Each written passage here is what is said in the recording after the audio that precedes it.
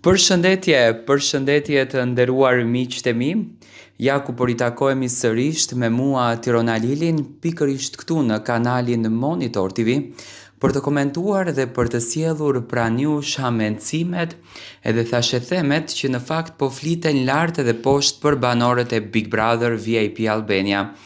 Natën e mbrëmshme, teksa Miri po shkonte që të merë surprizat, dhuratat që vllau i madh kishte përgatitur për banorët, fansat kapën në kamer një diçka mbrapa shpinës së Mirit. Do me thënë, me njëherë filluan hamencimet, me njëherë filluan lart e poshtë thashethemet se çfarë po fshihet pas shpinës së Mirit.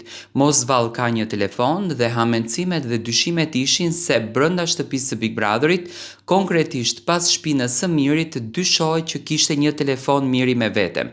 Tani, hamencime, aludime të këtilla, pikpyetje të këtilla ka patur në fakt gjithmonë rreth banorëve të Big Brother VIP Albania, që mund të përdorin një telefon, që kanë një telefon brenda.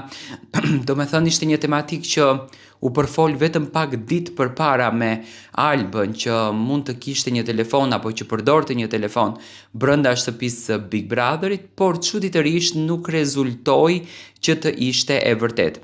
Nga të gjitha investigimet që ne kemi bërë, kemi arritur të kuptojmë që ajo që Miri mbante prapa shpinës së tij natën e mbrëmshme gjatë prajmit nuk kishte një telefon. Është kutia apo qesja e cigareve të Miri, që Miri në fakt i ruan me aq shumë dashuri, sepse lufta më e madhe në Big Brother që është bërë janë cigare. Do me thënë, nuk është që kishte një telefon, nuk është që kishte një letër të sajuar apo një mesazh nga vllau i madh, është thjesht, do me thënë, një kuti cigaresh që Miri e mbante brenda vetes.